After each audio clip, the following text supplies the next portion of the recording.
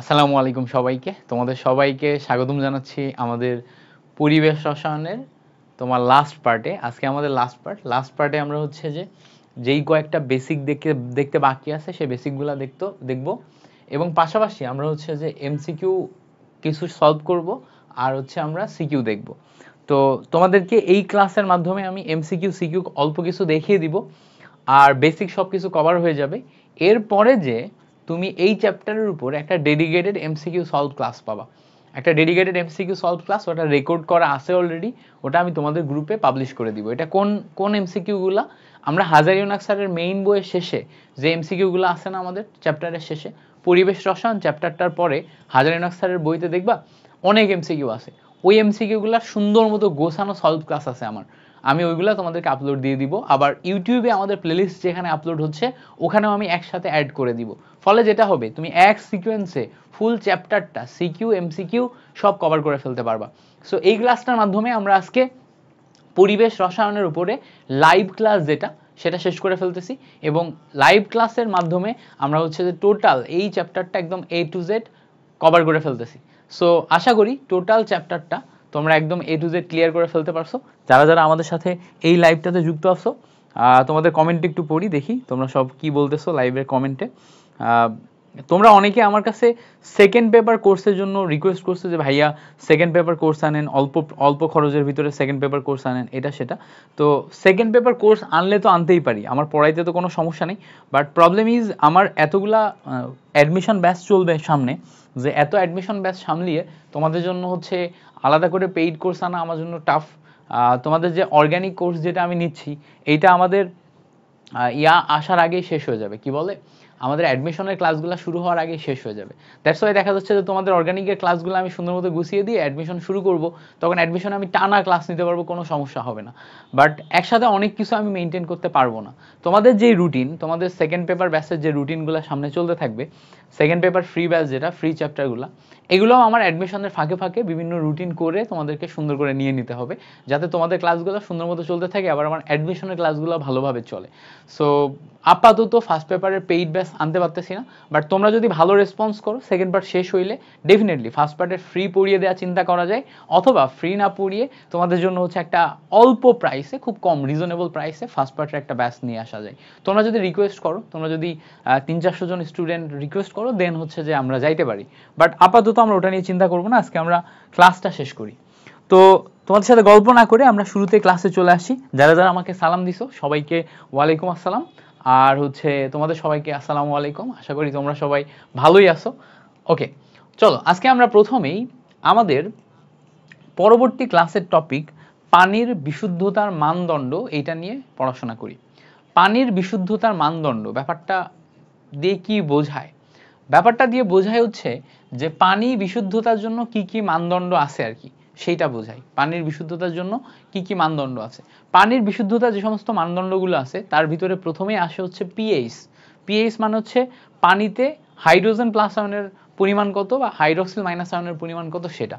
So pH নিয়ে আমাদের বিস্তারিত পড়াশোনা এখানে লাগবে না, বিকজ আমরা পিএইচ নিয়ে পড়াশোনা অলরেডি অনেক বিস্তারিত করে আসছি। এখানে আমরা মেইনলি যেটা নিয়ে কথা বলবো সেটা হচ্ছে পানির ক্ষরতা, বিওডি, সিওডি, টিডিএস, এগুলা। প্রথমে আসে হচ্ছে আমাদের পানির ক্ষরতা। পানির ক্ষরতা, পানির ক্ষরতা কাকে বলে এইটা আগে আমাদের শিখতে হবে। পানির ক্ষরতা কাকে বলে? তো ধরো তোমার কাছে একটা পুকুর আছে, হ্যাঁ, এটা ধরো একটা পুকুর, এইটা ধরো একটা পুকুর। আচ্ছা, পুকুরকে পুকুরের মতো করে আঁকাই তাহলে ভালো হবে।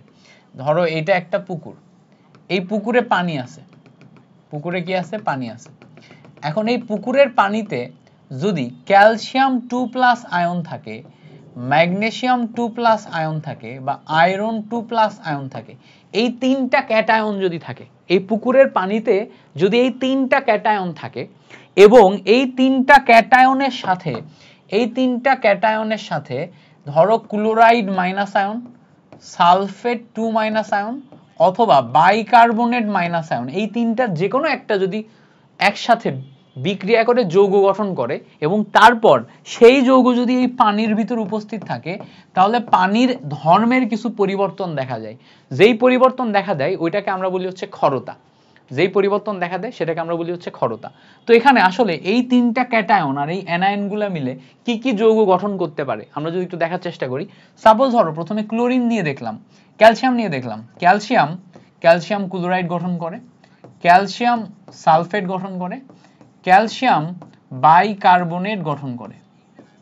এগুলো হচ্ছে আমাদের গঠন হতে পারে। এরপরে আমি যদি ক্যালসিয়ামের পরিবর্তে ম্যাগনেসিয়াম নিয়ে দেখি, ম্যাগনেসিয়াম ক্লোরাইড হতে পারে, ম্যাগনেসিয়াম সালফেট হতে পারে, তারপরে ম্যাগনেসিয়াম বাইকার্বনেট হতে পারে, এগুলো হচ্ছে ম্যাগনেসিয়াম দিয়ে তৈরি যৌগ। এরপরে যদি আমি আয়রন দেখি, আয়রন ক্লোরাইড হতে পারে, আয়রন সালফেট হতে পারে, আয়রন বাইকার্বনেট হতে পারে। এই যৌগগুলো আমরা গঠন করতেছি কিভাবে দেখো, প্রথমে ক্যালসিয়াম নিয়ে সবগুলা যৌগ করলাম, ম্যাগনেসিয়াম নিয়ে সবগুলা যৌগ করলাম, আয়রন নিয়ে সবগুলা যৌগ করলাম। তো এই যে যৌগগুলা গঠন করলো, এই যৌগগুলা যে কোনো একটা যদি পানির ভিতরে উপস্থিত থাকে তাহলে পানির ধর্মের কিছু পরিবর্তন হয়, তাকে আমরা পানির ক্ষরতা বলি। তো পানির ধর্মের কি কি পরিবর্তন হয় দেখো, ক্ষরতা যখন সৃষ্টি হয় তখন সাবান দিয়ে যখন আমরা কাপড় কাচি তখন এই সাবানে ফেনা সৃষ্টি হয় না, ফেনা হয় না। তো আমাদের এই যে সাবানে ফেনা তৈরি হয় না, এবং আমাদের মাথায় রাখতে হবে সাবানের অপচয় হয়, সাবানের ফেনা সৃষ্টি হয় না, সাবানের অপচয় হয়, মানে বেশি সাবান ক্ষয় হয়, সাবানের অপচয় হয় মানে বেশি সাবান ক্ষয় হয়। তো কখনো যদি ফেনা সৃষ্টি না হয়, সাবানের অপচয় হয় বা বেশি সাবান ক্ষয় হয়, তখন সেটাকে আমরা বলি হচ্ছে পানির ক্ষরতা, পানির ক্ষরতা।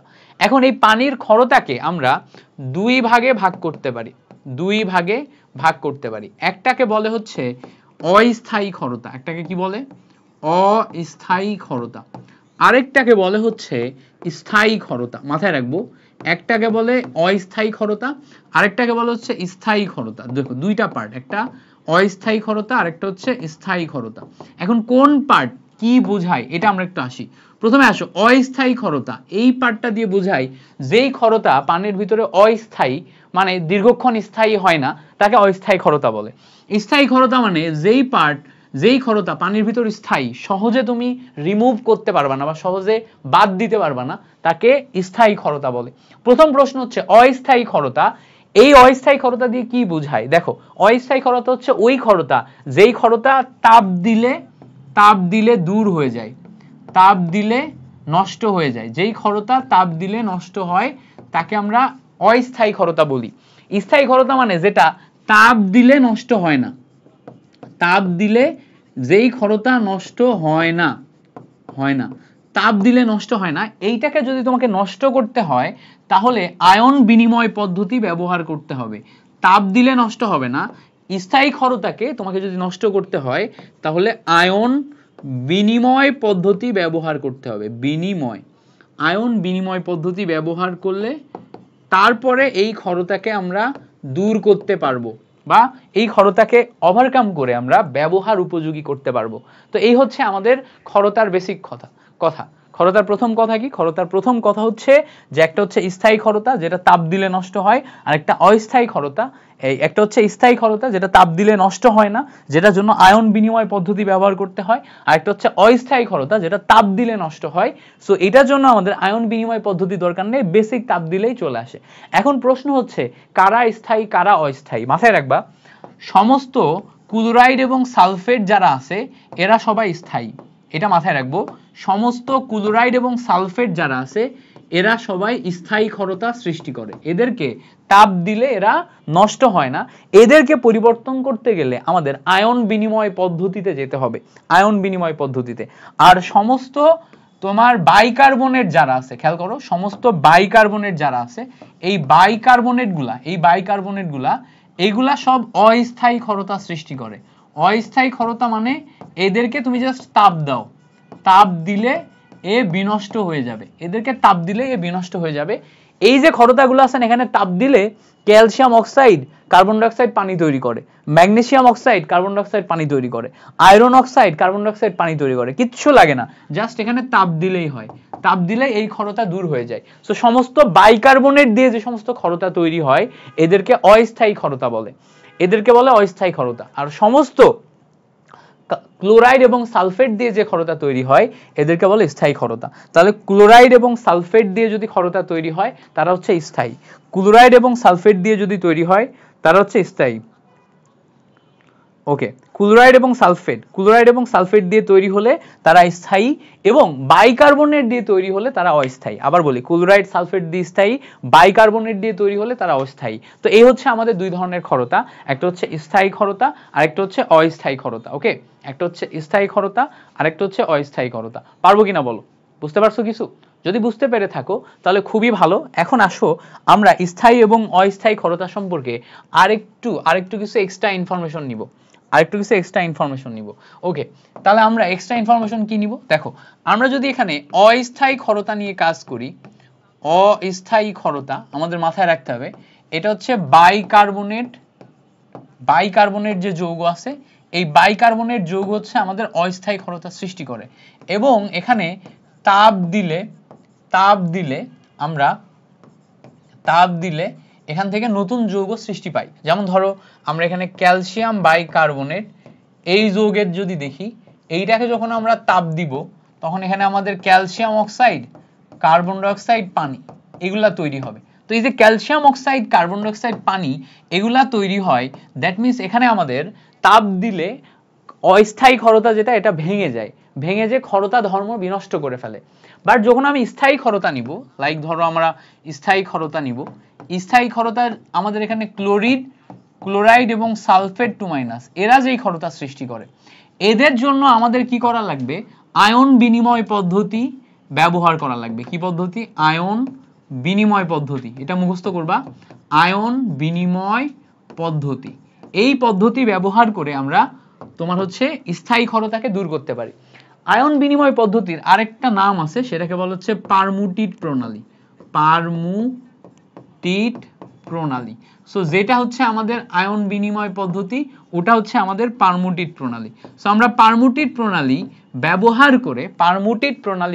করে তারপরে স্থায়ী ক্ষরতা বা হচ্ছে যেই ক্ষরতাগুলা যায় না সেগুলাকে সুন্দর মতো ব্যবস্থা নিতে পারি। তো একটা হচ্ছে আমাদের স্থায়ী ক্ষরতা আর একটা হচ্ছে অস্থায়ী ক্ষরতা। তো মাথায় রাখবো, আমাদের বিশেষ করে এমসিকিউ আসবে নিচের কোনটি স্থায়ী ক্ষরতা। তো স্থায়ী ক্ষরতা বললে এইগুলো অপশনে থাকলে দাগাতে হবে, নিচের কোনটি অস্থায়ী ক্ষরতা এইগুলা অপশনে আসলে দাগাতে হবে। ক্ষরতা কাকে বলে এটা প্রশ্ন আসতে পারে, ক্ষরতা কাকে বলে এটা যদি লেখো তাহলে লিখবা যে ক্যালসিয়াম 2+, ম্যাগনেসিয়াম 2+, আয়রন 2+, এই ক্যাটায়নগুলোর সাথে যদি ক্লোরাইড, সালফেট, বাইকার্বনের আয়ন যুক্ত হয় তাহলে পানির ভিতরে যেই ধর্মের সৃষ্টি হয় বা যেই ধর্মের পরিবর্তন ঘটে তাকে আমরা ক্ষরতা বলি।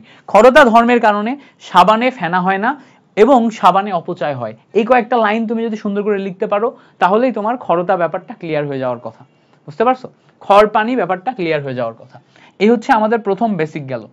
2 নম্বরে আমরা পানির বিশুদ্ধতার মানদণ্ডের ভিতরে আরো 3টা টপিক পড়ব। সেটা হচ্ছে আমাদের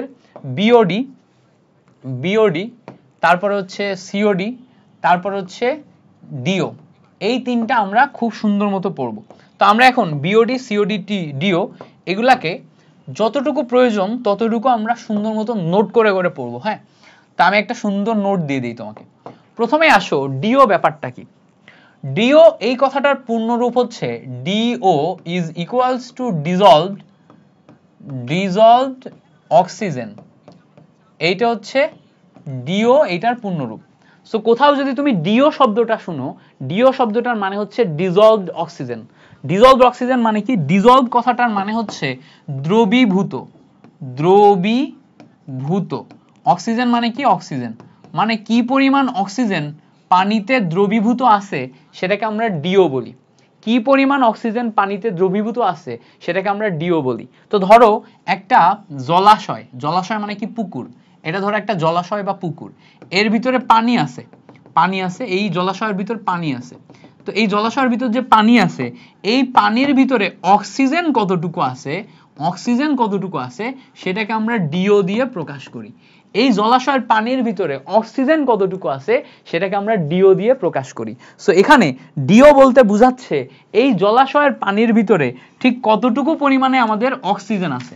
এই জলাশয়ের পানির ভিতরে কতটুকু পরিমাণে অক্সিজেন আছে। সো আমাদের WHO একটা নির্দিষ্ট রেঞ্জ ঠিক করে দিছে যে কতটুকু পরিমাণ পানি এই জলাশয়ের পানির ভিতরে কতটুকু পরিমাণ অক্সিজেন থাকতে হবে। সো WHO বলতেছে, WHO মানে ওয়ার্ল্ড হেলথ অর্গানাইজেশন বলতেছে এই জলাশয়ের পানির ভিতর ডিও থাকতে হবে 5 থেকে 6 ppm। কতটুকু? 5 থেকে 6 ppm। এর মানে হচ্ছে 5 থেকে 6 মিলিগ্রাম পার লিটার, মানে 1 লিটারে 5 থেকে 6 মিলিগ্রাম, 1 লিটারে 5 থেকে 6 মিলিগ্রাম, 5 থেকে 6 মিলিগ্রাম পার লিটার, মানে 1 লিটারে 5 থেকে 6 মিলিগ্রাম এইটুকু পরিমাণে অক্সিজেন আমাদের জলাশয়ের পানির ভিতরে থাকতে হবে। মানে যদি তুমি জলাশয় থেকে 1 লিটার পানি তুলে নাও, 1 লিটারের ভিতরে অন্তত 5 থেকে 6 মিলিগ্রাম থাকতে হবে অক্সিজেন, তাহলে সেই পানিটা আমাদের তোমার বিভিন্ন টাইপের কার্যক্রমের জন্য উপযোগী, না হলে উপযোগী না। যদি অক্সিজেন কম থাকে তাহলে বিভিন্ন টাইপের ঘটনা ঘটতে পারে। এবার একটা ধরো জলাশয় আছে, সেই জলাশয়ের ভিতরে যতটুকু পরিমাণে অক্সিজেন থাকার কথা তার চেয়ে যদি কম থাকে বা তার চেয়ে যদি বেশি থাকে তাহলে কি ঘটবে? যে কোনো একটা কিছু ঘটতে পারে। কি ঘটনা ঘটবে সেটা বোঝার জন্য আমরা এই জায়গাতে সবসময় একটা ট্রাইট্রেশন করি। সেই ট্রাইট্রেশন করার মাধ্যমে আমরা এখানে কি পরিমাণে অক্সিজেন আছে সেটা বের করার চেষ্টা করি। আমরা কি করি, এখানে জলাশয়ের পানির ভিতরে কি পরিমাণ অক্সিজেন আছে সেটা ট্রাইট্রেশনের মাধ্যমে বের করার ট্রাই করি। তো ধরো এখানে আমাদের এইটা একটা দ্রবণ, এটা কি? এটা একটা দ্রবণ।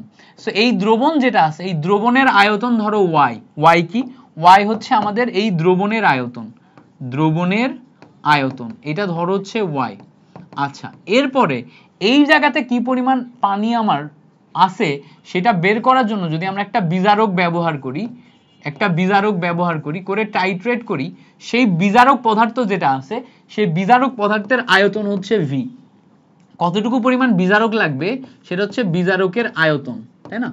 বিজারকের আয়তন এটা হচ্ছে v।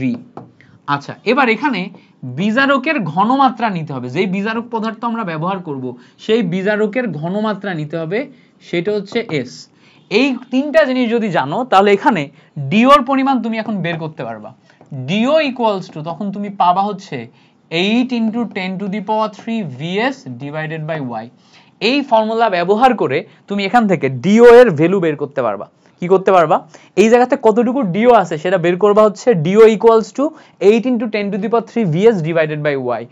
y হচ্ছে আমার নমুনা আয়তন, নমুনা পানির আয়তন, আর v এবং s হচ্ছে বিজারকের ঘনমাত্রা, বিজারকের আয়তন। সো আমরা এখানে যে বিজারকটা ব্যবহার করব সেই বিজারকের ঘনমাত্রা, বিজারকের আয়তন হচ্ছে 8 × 10⁻³ vs, যেটা এটা ব্যবহার করে আমরা করতে পারবো। এখন প্রশ্ন হচ্ছে ভাইয়া আমাদের কি এটা লাগবে? বেসিক্যালি এটা আমাদের লাগে না, আমাদের ডিওর বেসিক কনসেপ্টটা জানলেই হয়।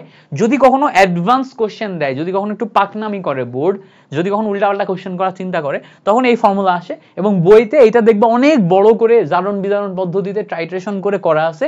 বাট এত কিছু লাগবে না, তুমি জাস্ট এইটুকু যদি জানো তাহলে 2-3 লাইনে ম্যাথটা সলভ করে ফেলতে পারবা। তো 2-3 লাইনে ম্যাথটা সলভ করা বেটার বইয়ের 1000টা উল্টাপাল্টা জিনিস দেখে ঘাবড়ে যে না পারাচ্ছে 2-3 লাইন পারা বেটার। আমার কাছে এটা পার্সোনাল ফিলোসফি। আমার মনে হয় যে এইটুকু জানলে এনাফ। অত কিছু বুঝতে তোমার যদি অসুবিধা হয় এইটুকু জেনে ম্যাথটা সলভ করো। ওকে, তো এটা গেল আমাদের হচ্ছে ডিও, এটার কনসেপ্ট। এরপর আসো বিওডি এর কনসেপ্টে আসি। বিওডি এর পূর্ণরূপ হচ্ছে biochemical oxygen demand. Biochemical oxygen demand, এইটা হচ্ছে আমাদের বিওডি এর কনসেপ্ট। সো যদি কখনো আমাদের বিওডি কথাটা জিজ্ঞেস করে তার এর মানে হচ্ছে বায়োকেমিক্যাল অক্সিজেন ডিমান্ড। যদি কখনো আমাদের বিওডি কথাটা জিজ্ঞেস করে এর মানে কি? এর মানে হচ্ছে biochemical oxygen demand. Okay great. Biochemical oxygen demand এই জিনিসটা বলতে কি বোঝায়? তো ধরো আমাদের কাছে একটা পুকুর বা জলাশয় আছে, এর ভিতরে পানি আছে। এই পানির ভিতরে ধরো যে সমস্ত জৈব দূষক পদার্থ আছে, জৈব দূষক মানে কি? জৈব দূষক মানে হচ্ছে এগুলাকে তোমার পচন করা সম্ভব বা পচানো সম্ভব। তো যে সমস্ত জৈব দূষক পদার্থ আছে, মানে যে সমস্ত দূষক পদার্থগুলোকে পচিয়ে ফেলা সম্ভব, এগুলাকে আমরা জারণ করব। এগুলাকে কি করব? এগুলাকে আমরা জারণ করব, করে পচাবো। তো এইগুলাকে জৈব দূষক পদার্থকে জারণ করতে যেই পরিমাণ অক্সিজেন প্রয়োজন, এই জৈব দূষক পদার্থগুলোকে জারণ করতে যেই পরিমাণ অক্সিজেন প্রয়োজন, যেই অক্সিজেনের দরকার বা যে অক্সিজেন চাহিদা আছে। তো আমরা এখানে যে জৈব দূষক আছে সেই জৈব দূষককে জারণ করব, জৈব দূষককে জারণ করে এগুলাকে পরিপূর্ণভাবে শূন্য করতে যেই অক্সিজেনের চাহিদা সেটাকে বলে biochemical oxygen demand. Biochemical oxygen demand মানে হচ্ছে সবসময় এই জলাশয় যেটা আছে এর ভিতরে যে সমস্ত জৈব দূষক আছে তাকে জারণ করতে যে অক্সিজেনের প্রয়োজন এটাকে বলা হচ্ছে biochemical oxygen demand. So biochemical oxygen demand যেটা আছে এরও একটা নির্দিষ্ট মাত্রা আছে, এরও একটা নির্দিষ্ট মাত্রা আছে। বিওডি এইটার পরিমাণ WHO ঠিক করে দিছে, এর পরিমাণ যদি 6 ppm হয় সেটা হচ্ছে আদর্শ মাত্রা, মানে 6 মিলিগ্রাম পার লিটার। মানে ধরো যে তোমার নর্মাল 1 লিটার পানিতে 6 মিলিগ্রাম যদি অক্সিজেনের চাহিদা থাকে তাহলে এটা হচ্ছে আদর্শ মাত্রা, ঠিকঠাক, ঠিক আছে। সো জৈব দূষক পদার্থ যেগুলো আছে সেগুলোকে আমরা জারণ করতে যেই পরিমাণ অক্সিজেন প্রয়োজন হবে এইটার জন্য সেম ফর্মুলা আছে। ওই জায়গাতে যেই বিওডি ডিও বের করার জন্য যেমন ফর্মুলা পাইলাম, বিওডি বের করার জন্য আমরা ফর্মুলা পাবো 8 × 10⁻³ এখন আমাদের V2 - V1 × S divided by y করতে হবে। V2 - V1 মানে কি খেয়াল করো, আগে y মানে আমাদের নমুনা পানি যেটা আছে সেই নমুনা পানির তোমার হচ্ছে যে আয়তন y, S মানে কি, S মানে হচ্ছে যে বিজারকটা আমরা ব্যবহার করব সেই বিজারকের ঘনমাত্রা। বাট বিজারকের এখানে খেয়াল করো V2 - V1 মানে হচ্ছে এই বিজারকের এখন আয়তন দুইটা হবে, V2 হচ্ছে বড় আয়তন, V1 হচ্ছে ছোট আয়তন। এখন ওই জায়গাতে প্যাচ লাগাই দেয়া থাকতে পারে, একটু উল্টাপাল্টা প্যাচ করে দেয়া থাকতে পারে। যদি তোমার কাছে প্যাচ লেগে যায় তাহলে ডিরেক্ট তুমি V2 - V1 করবা। যদি তোমার কাছে প্যাচ না লাগে তাহলে তুমি V2 এবং V1 কোনটার মানে কি সেটা মাথায় রাখতে পারো। যেমন ধরো নমুনা পানিতে কি পরিমাণ অক্সিজেন প্রয়োজন সেটা হচ্ছে V2, নমুনা পানি ছাড়া অন্যান্য যে সমস্ত পদার্থগুলো আছে তার জন্য কি পরিমাণ অক্সিজেন প্রয়োজন বা কি পরিমাণ বিজারক প্রয়োজন সেটা হচ্ছে V1। এই যে V2 V1 এটা তুমি প্রশ্ন দেখলেই বুঝতে পারবা কোনটার মানে কি। ওকে, সো ফর্মুলা তুমি যদি চাও মনে রাখতে পারো, না চাইলে কোনো ব্যাপার না, এটা ভুলেও যাইতে পারো, এটা তেমন একটা লাগে না। আমি জাস্ট তোমাকে অ্যাডভান্স দেখাই দিলাম, তেমন একটা লাগে না। ওকে, এবার আসো সিওডি মানে কি? সিওডি মানে হচ্ছে কেমিক্যাল অক্সিজেন ডিমান্ড। তো আগেরটার বাংলা করলে পাইতাম আমরা জৈব রাসায়নিক অক্সিজেন চাহিদা, এইটার বাংলা করলে পাবো আমি হচ্ছে রাসায়নিক অক্সিজেন চাহিদা। এখন রাসায়নিক অক্সিজেন চাহিদা মানে কি, আবারও আমাদের ধরো একটা পুকুর আছে, এই পুকুরের পানিতে বিভিন্ন টাইপের দূষক পদার্থ আছে। তো দূষক পদার্থের একটা টাইপ দূষক পদার্থ হচ্ছে জৈব দূষক, আরেকটা টাইপ দূষক পদার্থ হচ্ছে অজৈব দূষক। তাহলে খেয়াল করো, একটা টাইপ দূষক পদার্থ জৈব দূষক, আরেকটা টাইপ দূষক পদার্থ হচ্ছে অজৈব দূষক। সো জৈব দূষক এবং অজৈব দূষক এই যে দুই টাইপের দূষক পদার্থ আছে, খেয়াল করো কেমিক্যাল অক্সিজেন ডিমান্ডের ভিতরে আমরা জৈব দূষক এবং অজৈব দূষক এই যে দুই টাইপের দূষক পদার্থ পাচ্ছি না, এই দুই টাইপের দূষক পদার্থগুলোকে জারণ করতে কি পরিমাণ অক্সিজেনের প্রয়োজন সেটাকে আমরা পাই হচ্ছে কেমিক্যাল অক্সিজেন ডিমান্ড। মানে এই দুই টাইপের দূষক পদার্থকে জারণ করতে আমাদের কি পরিমাণ অক্সিজেনের প্রয়োজন হবে। তাহলে খেয়াল করো বিওডি এর ক্ষেত্রে শুধুমাত্র আমরা জৈব দূষক বা পচনশীল বস্তু নিচ্ছিলাম, এখন আমরা জৈব অজৈব দুইটাই নিচ্ছি। মানে আমরা এখন পচনশীল এবং অপচনশীল দুইটাকেই নিচ্ছি। তার মানে আমাদের অক্সিজেনের চাহিদা এখন আগের চেয়ে বেশি হবে না। এই জায়গাতে যেহেতু দুইটা সেগমেন্ট কাজ করে, এটাতে যেহেতু একটা সেগমেন্ট কাজ করে, ফলে সিওডি এর যে ভ্যালু এইটা বিওডি এর চেয়ে বড় হবে। সিওডি এর চেয়ে যে ভ্যালু এইটা বিওডি এর চেয়ে বড় হবে। তাহলে একটা হচ্ছে কেমিক্যাল অক্সিজেন ডিমান্ড আর একটা হচ্ছে বায়োকেমিক্যাল অক্সিজেন ডিমান্ড। সিওডি এর ভ্যালু বিওডি এর চেয়ে ডেফিনেটলি বড় হবে। এবং এই যে সিওডি এর ভ্যালু কত দেখো, WHO কর্তৃক সিওডি এর যে ভ্যালু নির্ধারণ করে দেয়া আছে, WHO কর্তৃক সিওডি এর যে ভ্যালু নির্ধারণ করে দেয়া আছে সেটা হচ্ছে 10 ppm। আগেরটা খেয়াল করো, আগেরটা ছিল 6 ppm, পরেরটা কত, পরেরটা হচ্ছে 10 ppm। সো বিওডি এর চেয়ে সিওডি কি আমাদের বেশি, বিওডি এর চেয়ে সিওডি আমাদের হচ্ছে বেশি। আশা করি এই ব্যাপারটা তোমার কাছে একদম 100% ক্লিয়ার হয়েছে। ওকে, তো আমরা প্রথমে কি দেখলাম, আমরা প্রথমে দেখলাম হচ্ছে খরতার ইচ অ্যান্ড এভরিথিং আমরা ব্যাখ্যা করলাম। এরপরে ক্ষরতা সম্পর্কে একটু ভালো করে শিখলাম। এরপরে আমরা বিওডি সিওডি এই তিনটা এবং ডিও এই তিনটাকে ভালো করে দেখলাম। এখন আসো বিওডি সিওডি ডিও এটা ছাড়াও আমাদের আরেকটা টার্ম ভালো করে শিখতে হবে। এই টার্মটা একটু দেখে নিই। এই টার্মটাকে বলা হচ্ছে টিডিএস। টিডিএস টিডিএস মানে হচ্ছে টোটাল ডিজলভড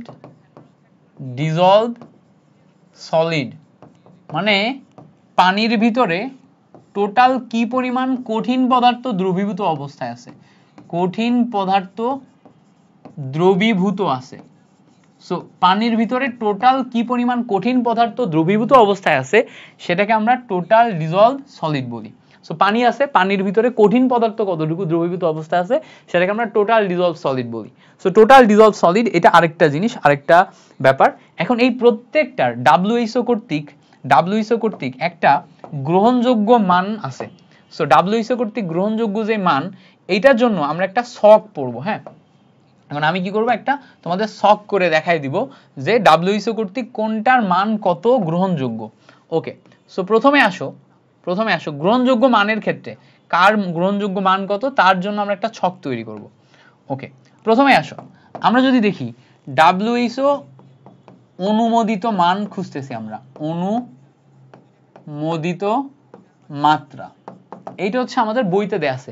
হাজারিন আখতারের বইতে যে ছকটা আছে এইটা পড়বা, এইটাই আমাদের পরীক্ষায় আসে, ভ্যালু আসলে এখান থেকেই দেয়। প্রথমে আসো পিএইচ এর মাত্রা কত। পিএইচ বলতেছে, ডাব্লিউএইচও বলতেছে যদি কোনো পানির পিএইচ 6.5 থেকে 8.5 এই রেঞ্জে হয়, এইটা হচ্ছে গ্রহণযোগ্য মাত্রা, এটা হচ্ছে গ্রহণযোগ্য মাত্রা বা অনুমোদিত মাত্রা। ডিও এইটার মান কত, ডাব্লিউএইচও বলতেছে যদি আমাদের 5 থেকে 6 ppm পরিমাণ অক্সিজেন ডিজলভ অবস্থায় থাকে, এইটা হচ্ছে আমাদের গ্রহণযোগ্য মাত্রা, এটা ডাব্লিউএইচও বলতেছে। এবার বিওডি কত, বিওডি বলতেছে যদি 6 ppm থাকে এইটা হচ্ছে গ্রহণযোগ্য মাত্রা। সিওডি বলতেছে যদি 10 ppm থাকে এইটা হচ্ছে আমাদের গ্রহণযোগ্য মাত্রা। তাহলে আমরা পিএইচ, ডিও, বিওডি, সিওডি এই ভ্যালুগুলা পাইলাম। এরপরে আমাদের আসে হচ্ছে টিডিএস মানে কি, টিডিএস মানে হচ্ছে টোটাল ডিজলভড সলিড। এই টিডিএস এর মাত্রা কত হইতে হবে যেটা আমাদের জন্য গ্রহণযোগ্য, ডেফিনেটলি এইটা হইতে হবে 500 ppm, সর্বোচ্চ 500 ppm মানে 500 মিলিগ্রাম পার লিটার। এইটা যদি আমাদের পানির ভিতর দ্রবীভূত অবস্থায় থাকে সেটা হচ্ছে গ্রহণযোগ্য মাত্রা, এটা আমরা নিতে পারবো। এরপরে পরবর্তী টার্ম হচ্ছে আমাদের ক্ষরতার ভিতরে আমাদের দুইটা পার্ট আছে, একটা হচ্ছে ম্যাগনেসিয়াম 2+ এর গ্রহণযোগ্য মাত্রা, আরেকটা হচ্ছে ক্যালসিয়াম 2+ এর গ্রহণযোগ্য মাত্রা। তো আমরা দুইটা পার্টে যাব। প্রথমে আমরা ম্যাগনেসিয়াম 2+ এর গ্রহণযোগ্য মাত্রায় যাই। ম্যাগনেসিয়াম 2+ যেটা আছে এটার গ্রহণযোগ্য মাত্রা হচ্ছে 150 ppm, মুখস্থ করবা। আর ক্যালসিয়াম 2+ যেটা আছে এইটার গ্রহণযোগ্য মাত্রা হচ্ছে 100 ppm, এটা মুখস্থ করবা, ঠিক আছে।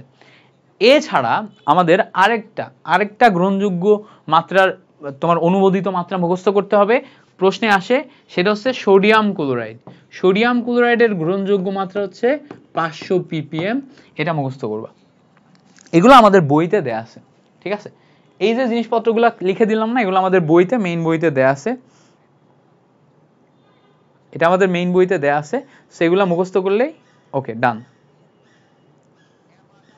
ক্লিয়ার হয়েছে? ক্লাস আটকাচ্ছে কার, আমাদের নাকি তোমাদের? আমার এখানে তো ঠিকই আছে, তোমাদের ওখানে আটকাইতে পারে। সো এগুলো হচ্ছে আমাদের ডাব্লিউএইচও কর্তৃক ব্যবহৃত গ্রহণযোগ্য মাত্রা, যেগুলো আমাদের মুখস্থ করতে হবে, যেগুলো আমাদের জানতে হবে। ওকে, সো এই ছকটা মুখস্থ করবা, টিডিএস পড়বা। এরপরে আমরা আজকে যদি পরবর্তী টপিকে চলে আসি, এরপরে আমাদের আজকের পরবর্তী টপিক হচ্ছে, খেয়াল করো, গ্যাসের বিভিন্ন প্রকার বেগ, এটা হচ্ছে আমাদের আজকের পরবর্তী টপিক। তো গ্যাসের গতিতত্ত্ব বলে একটা ব্যাপার আছে, ওই জায়গা থেকে আমরা গ্যাসের বিভিন্ন প্রকার বেগ পড়ি এবং গ্যাসের গতিশক্তি নির্ণয়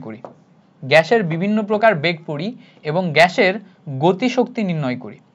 তো গ্যাসের ক্ষেত্রে গতিশক্তি এটা বের করার ফর্মুলা হচ্ছে খুব সিম্পল। দেখো, গ্যাসের গতিশক্তি কখনো যদি তোমাকে বের করতে বলে, গ্যাসের গতিশক্তি এইটা বের করার জন্য আমাদের ফর্মুলা হচ্ছে EK = 3/2 nRT। n হচ্ছে আমাদের মোল সংখ্যা, আর হচ্ছে মোলার গ্যাস ধ্রুবক, টি হচ্ছে তোমার তাপমাত্রা। তো এইটা হচ্ছে আমাদের গ্যাসের গতিশক্তি বের করার বেসিক ফর্মুলা। তো আমরা কখনো 3/2 nRT এর পরিবর্তে 3/2 PV বসাতে পারি, 3/2 nRT এর পরিবর্তে 3/2 PV বসাতে পারি।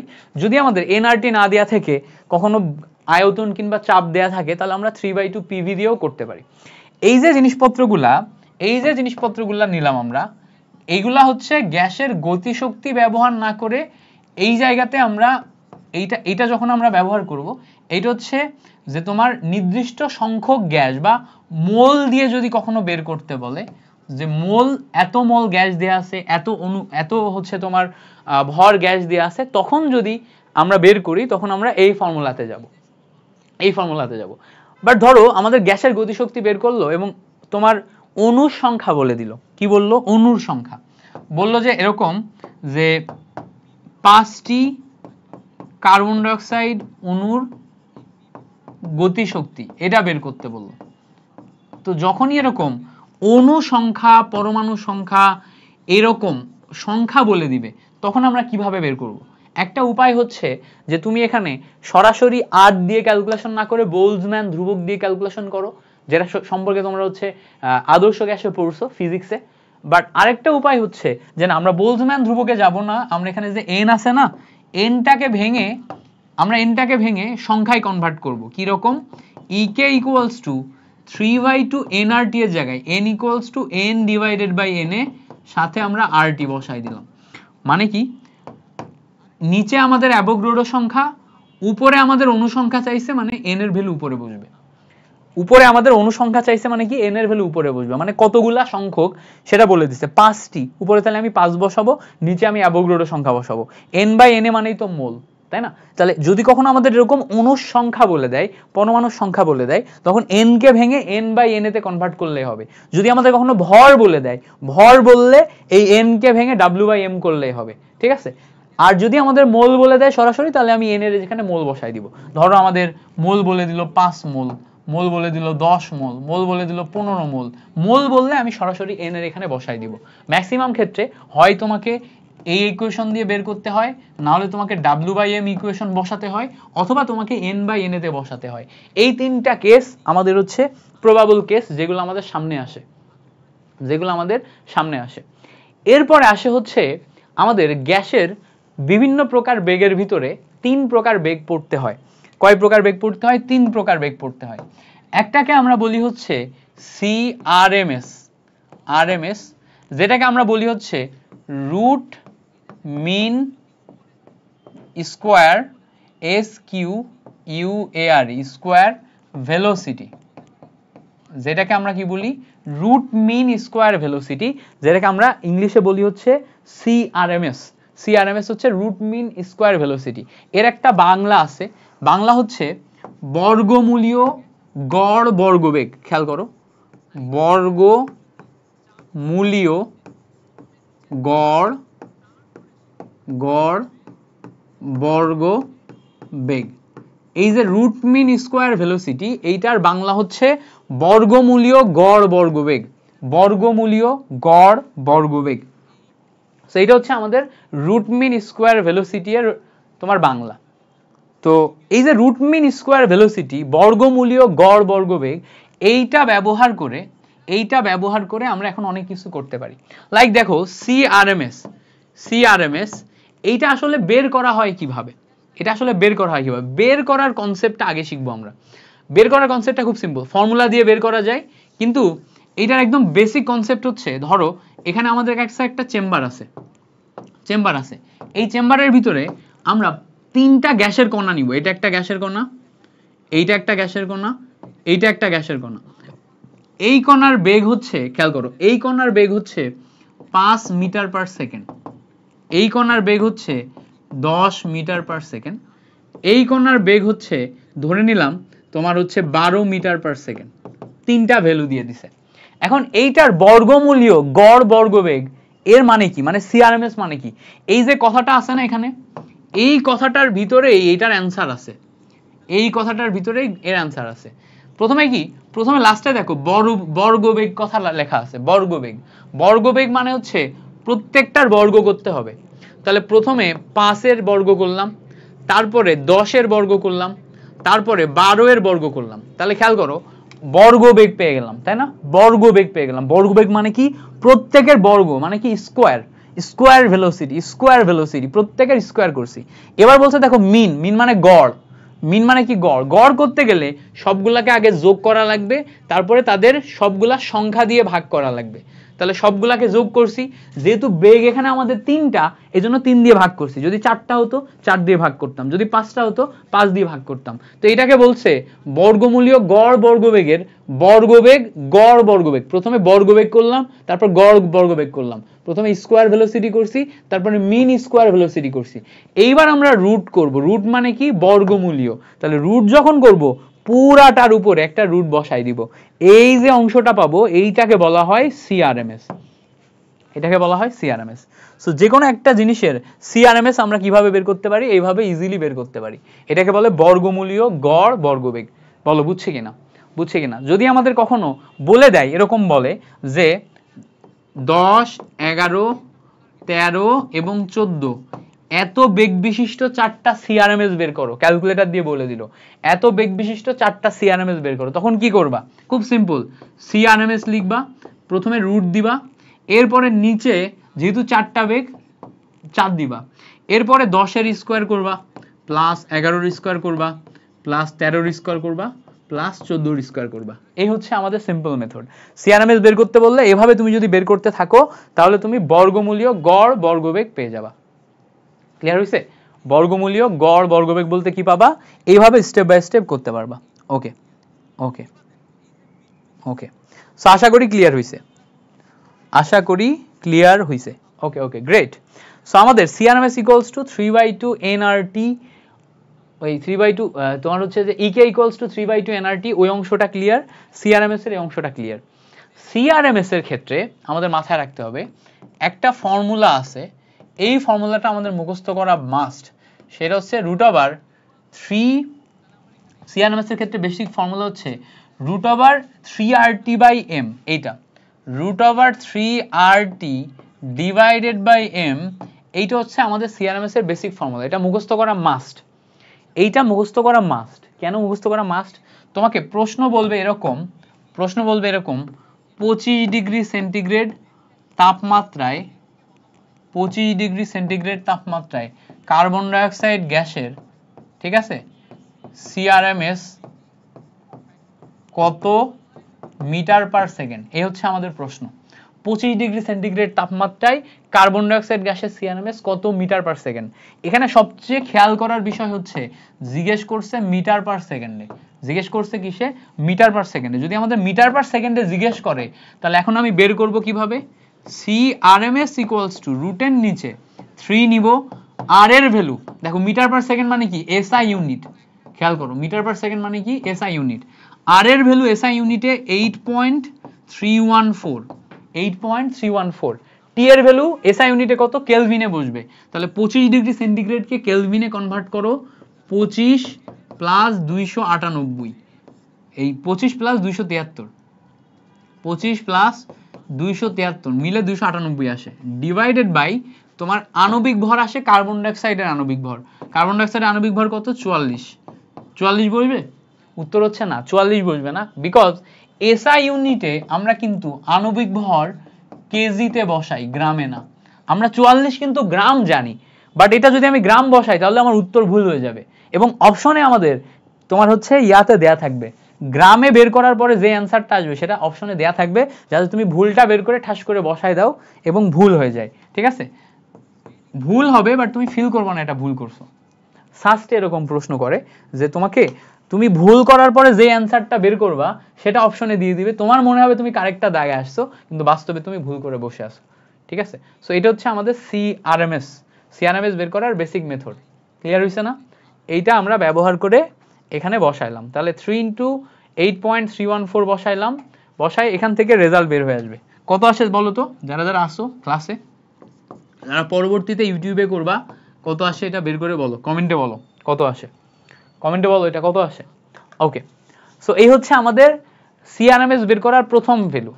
এবার ব্যাপার হচ্ছে আমরা আরেকটা জিনিস জানি, কি জানি? আমরা জানি যে পিভি ইকুয়ালস টু এনআরটি, তাই না? এটা জানি। তো 1 মোল গ্যাসের জন্য পিভি ইকুয়ালস টু আরটি, এটা পাই না 1 মোল গ্যাসের জন্য। তাহলে যেখানে যেখানে আমরা আরটি পাবো ওখানে ওখানে আমরা পিভি লিখতে পারবো, তাই না? সো এখানে দেখো, খেয়াল করো, আরটি এর পরিবর্তে আমরা 3PV ডিভাইডেড বাই এম লিখতে পারবো। আরটি এর পরিবর্তে কি লিখতে পারবো? 3PV divided by M.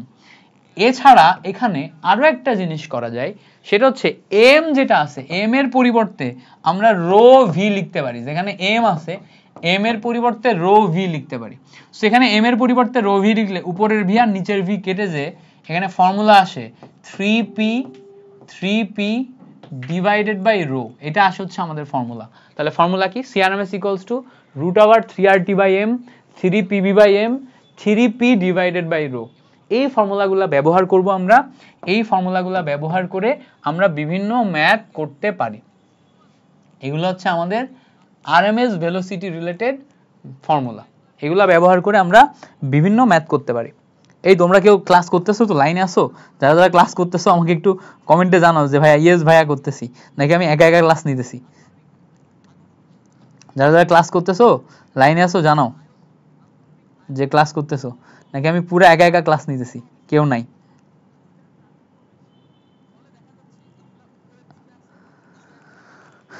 Okay, so এই পর্যন্ত ক্লিয়ার। এই পর্যন্ত ক্লিয়ার হওয়ার পর এখন আমরা এখান থেকে আরেকটু অ্যাডভান্স দেখব। অ্যাডভান্স কি? দেখো এখানে একটু অ্যাডভান্স দেখার আছে। আমাদের এখানে যেই CRMS ইকুয়ালস টু ভ্যালু দেয়া আছে √3RT ডিভাইডেড বাই এম, এইটা ভ্যালু দেয়া আছে, তাই না? এই যে ভ্যালুটা দেয়া আছে, এই ভ্যালুর ক্ষেত্রে খেয়াল করো, একটা হচ্ছে টেম্পারেচার আছে আর একটা হচ্ছে আণবিক ভর আছে। টেম্পারেচার এইটা কিন্তু আমরা চাইলেই পরিবর্তন করতে পারি। আণবিক ভর আমরা যদি গ্যাস পরিবর্তন করি সাথে সাথে এটা পরিবর্তন হয়ে যাবে। মানে এই টোটাল ইকুয়েশনে টেম্পারেচার হচ্ছে পরিবর্তন করা যায়, গ্যাস পরিবর্তন করলে আণবিক ভর পরিবর্তন করা যায়। বাকি দেখো 3 হচ্ছে কনস্ট্যান্ট নাম্বার, আর হচ্ছে আমাদের একটা কনস্ট্যান্ট নাম্বার, তাই না? 3 হচ্ছে একটা কনস্ট্যান্ট নাম্বার, আর হচ্ছে আমাদের একটা কনস্ট্যান্ট নাম্বার। সো 3 আর এগুলো যদি কনস্ট্যান্ট নাম্বার হয় তাহলে 3 এবং আর এইটাকে কিন্তু আমরা পরিবর্তন করতে পারবো না। এখন চিন্তা করো, যদি আমরা তাপমাত্রাকে নির্দিষ্ট করে ফেলি, নির্দিষ্ট তাপমাত্রা করে ফেলি, নির্দিষ্ট তাপমাত্রা, তাহলে এই ইকুয়েশনে আর 3 তাপমাত্রা তিনটাই আমাদের কনস্ট্যান্ট, শুধুমাত্র ভেরিয়েবল হচ্ছে কে বলতো? আণবিক ভর। তখন আমরা এই CRMS এর সাথে C is inversely proportional to M পেয়ে যাই না? C is inversely proportional to M মানে কোন গ্যাসের CRMS আণবিক ভরের বর্গমূলের ব্যস্তানুপাতিক। মানে আমরা সেই গ্রাহামের ফর্মুলা পেয়ে যাচ্ছি, কিন্তু এটা কিন্তু সেই গ্রাহামের ফর্মুলার মতোই, তাই না? আণবিক ভরের বর্গমূলের ব্যস্তানুপাতিক। তার মানে এখান থেকে আমরা C1 divided by C2 equals to রুটের নিচে M2 ডিভাইডেড বাই M1 এটা লিখতে পারবো, গ্রাহামের ব্যাপন সূত্রের মতো লিখতে পারবো। যখন আমাদের টেম্পারেচার নির্দিষ্ট, খেয়াল করো, এইটার জন্য আমাদের কি করা লাগবে?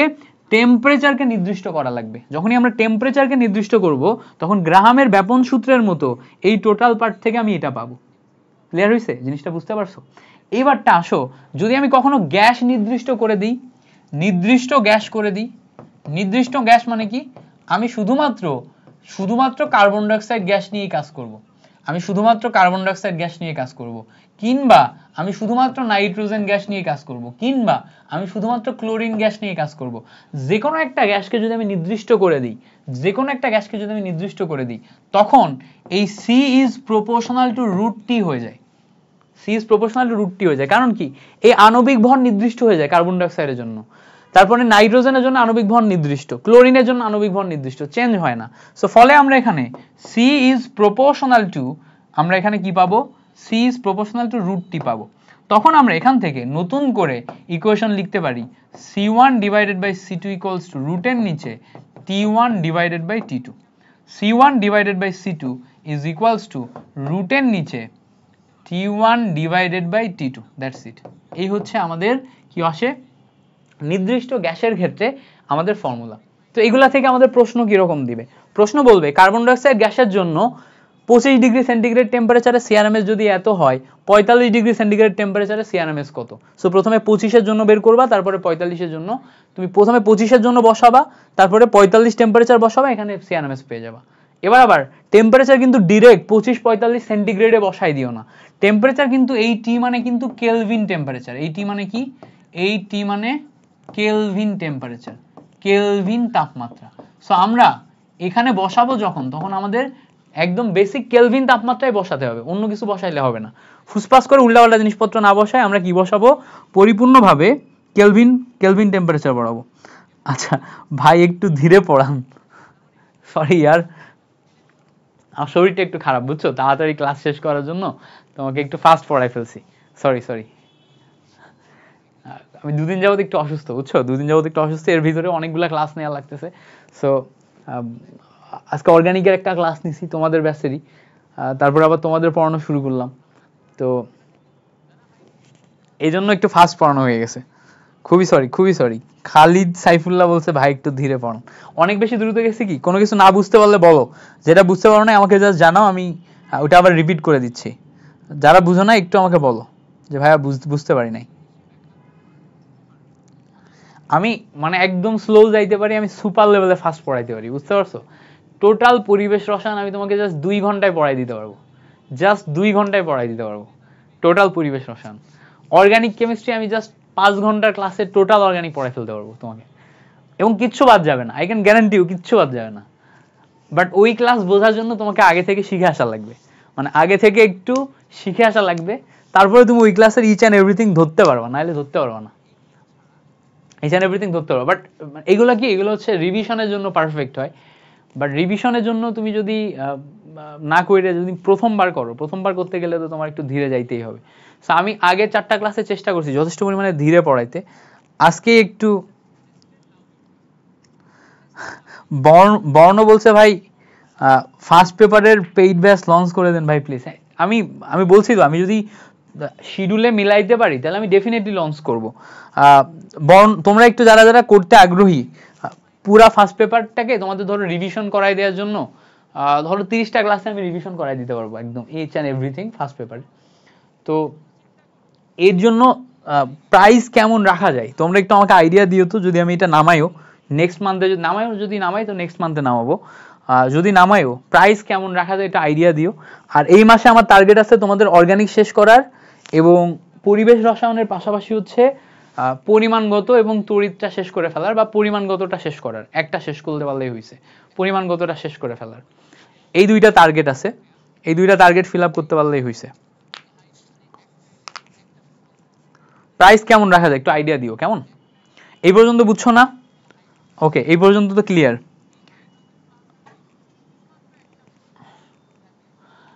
আচ্ছা, সো গ্যাসের বিভিন্ন প্রকার বেগ আমাদের ক্লিয়ার হয়ে গেল, এর মাধ্যমে আমরা মোটামুটি গ্যাসের সবকিছুই শিখে ফেলছি।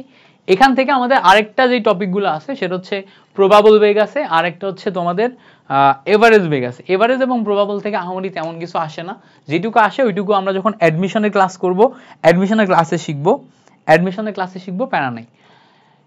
এখন আমরা কিছু এমসিকিউ সলভ করে দেখি, এমসিকিউ সলভ করি। প্রথমেই দেখো আমি একটা এমসিকিউ দিছি, বলছে কোনটি পরম শূন্য তাপমাত্রা, এইটার অ্যান্সার কি হবে কেউ বলতে পারবা? কোনটা পরম শূন্য তাপমাত্রা, এটার অ্যান্সার কি হবে? দেখো আমরা যখন ম্যাথ মানে আমরা যখন হচ্ছে চার্লসের সূত্র পড়েছিলাম, তখন ওখানে আমরা একটা ফর্মুলাতে দেখছিলাম যে ভি ইকুয়ালস টু বা VT equals to V not plus V নটের 273 ডিভাইডেড বাই আমরা দেখছিলাম হচ্ছে টি, এবং মাইনাস 273 ডিগ্রি সেন্টিগ্রেড টেম্পারেচারে আমরা ভিটি এর ভ্যালু 0 পেয়েছিলাম। তো আমরা এখানে বলছিলাম মাইনাস 273 ডিগ্রি সেন্টিগ্রেড টেম্পারেচার হচ্ছে আমাদের পরম শূন্য তাপমাত্রা, মাইনাস 273 ডিগ্রি সেন্টিগ্রেড টেম্পারেচার কি আমাদের পরম শূন্য তাপমাত্রা, কারণ মাইনাস 273 ডিগ্রি সেন্টিগ্রেড টেম্পারেচারে কোনো একটি গ্যাসের আয়তন শূন্য হয়ে যায়। সো এই যে মাইনাস 273 ডিগ্রি সেন্টিগ্রেড টেম্পারেচার নিলাম, এই মাইনাস 273 ডিগ্রি সেন্টিগ্রেড এইটাতে কিন্তু 0 কেলভিন আসে, কি আসে? 0 কেলভিন আসে। সো সেন্টিগ্রেডে যদি আমরা যাই, সেন্টিগ্রেড মানে মাইনাস 273, আর কেলভিনে গেলে কত? 0 কেলভিন। 0 কেলভিনে আমাদের হচ্ছে এই দেখো অলরেডি তোমার নাসিমা খাতুন ভুল করে ফেলছে, বলছে যে 0 ডিগ্রি সেন্টিগ্রেড। দেখো সেন্টিগ্রেডে 0 না, সেন্টিগ্রেডে 0 না, কেলভিনে 0, কেলভিনে 0 হলে আমাদের পরম শূন্য তাপমাত্রা, কিন্তু সেন্টিগ্রেডে কত? মাইনাস 273।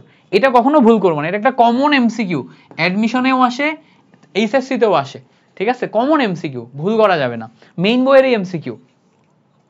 পরে বলছে দেখো এই ম্যাথটা করি আমরা, এই ম্যাথটা বলছে কি যে 18 ডিগ্রি সেন্টিগ্রেড তাপমাত্রায় এত অ্যাটম চাপে কোনো গ্যাসের ঘনত্ব এত গ্রাম পার লিটার হলে এর আণবিক ভর কত, বের করতে বলছে কি আণবিক ভর। তো আমরা এইটা কিভাবে বের করতে পারি, আমাদের ইকুয়েশন ছিল PV ইকুয়ালস টু nRT। এখানে আমি যদি PV ইকুয়ালস টু n এর জায়গায় W/m নিই, সাথে এখানে আমি RT দিই, তাহলে এখান থেকে বের করা সম্ভব।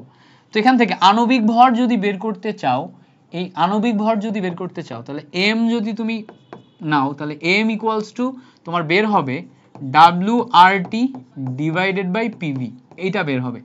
তো দেখো W এর ভ্যালু কি আসে, W এর ভ্যালু আসে দেখো 2.25 গ্রাম। আর এর ভ্যালু কত বসাবো, যখন আমি এখানে গ্রাম পার লিটারে বসাচ্ছি তখন আমার একক হবে লিটার অ্যাটমসফিয়ার, লিটার অ্যাটমসফিয়ার মানে 0.0821 এটা আসবে। যখন আমি গ্রাম পার লিটারে বসাচ্ছি, অ্যাটমে বসাচ্ছি, তখন লিটার অ্যাটমসফিয়ার এককে আমার বসবে, সো 0.0821। এবার দেখো এখানে এটা বসালাম, 18 ডিগ্রি সেন্টিগ্রেড বলছে, তার মানে এখানে আমার টি এর জায়গায় বসবে 18 প্লাস 273, এই গেল হচ্ছে আমাদের লিটার অ্যাটমসফিয়ার এককে, ডিভাইডেড বাই পিভি। পি এর ভ্যালু কত খেয়াল করো, এখানে দেখো আমাদের চাপ দেয়া আছে কত 0.8। ভি এর ভ্যালু কত, ভি এর ভ্যালু দেয়া আছে কোন গ্যাসের ঘনত্ব, আচ্ছা ঘনত্ব দেয়া আছে না, ঘনত্ব দেয়া আছে না, ঘনত্ব যদি দেয়া থাকে, দেখো এই জায়গাতে কিন্তু ঘনত্ব দেয়া আছে, আমরা এখানে কিন্তু ভর বসাইছি, বাট ঘনত্ব যদি দেয়া থাকে আমাদের আবার মাথায় রাখতে হবে ঘনত্ব D ইকুয়ালস টু ফর্মুলা হচ্ছে W ডিভাইডেড বাই V। তার মানে এই যে এইটা বসালাম না, এর ভিতরে আমার লিটারটা চলে গেছে। কিভাবে আমি তোমাকে একটু কেটে দেখাই, দেখালে বুঝতে পারবা লিটারটা কিভাবে গেছে। এই W ডিভাইডেড বাই V মানে হচ্ছে D, সাথে আমার R পরে T বসে, নিচে হয় হচ্ছে P। বুঝতে পারছো, আমি যদি ঘনত্ব নিয়ে করি তাহলে আমার এটা আসে। তাহলে ক্যালকুলেশন করলে আমি এখান থেকে এখন যদি আমি ভ্যালুটা বসাই, ঘনত্বের জায়গায় আমি ডি এর ভ্যালু বসাচ্ছি 2.25, আর এর জায়গায় 0.0821, টি এর জায়গায় 18 প্লাস 273, পি এর জায়গায় আমার বসবে হচ্ছে 0.8। এইটা ক্যালকুলেশন করলে আমার বের হয়ে যাবে, কত আসে বলো তো, এটা ক্যালকুলেশন করলে কত আসে বলো তো। আচ্ছা তামান্নাও বলছে যে ফার্স্ট পেপারের কোর্স দিয়েন, হ্যাঁ অর্গানিকটা আগে শেষ হোক, তারপরে হচ্ছে যে তোমার ফার্স্ট পেপারের কোর্স দিব, অর্গানিকটা আগে শেষ হোক, অর্গানিকটা শেষ করি, তারপরে ফার্স্ট পেপারের কোর্স নিয়ে আনবো, এবং কম প্রাইসে আনবো, একদম কম প্রাইসে আনবো, মানে তোমরা যাতে অ্যাফোর্ড করতে পারো এরকম কম প্রাইসে আনবো, কম প্রাইসে ফার্স্ট পেপার কভার করাই দিব। 1000 টাকার নিচেই আনবো, বুঝতে পারছো, 1000 টাকার উপরে যাবে না, 1000 টাকার নিচে যাবে, এই ধরো 980 টাকা 990 টাকা এরকম তোমার প্রাইসে তোমার হচ্ছে যে কোর্স নিয়ে আনবো। তোমরা অনেকে 1500 বলছো, বর্ণ 1500 বলছে, বাট আমি চাই যে টাকাটা মেইন ফ্যাক্ট না, মেইন ফ্যাক্ট হচ্ছে যে তোমাদের পড়িয়ে শেষ করানো, সো নিয়ে আনবো, সমস্যা নেই।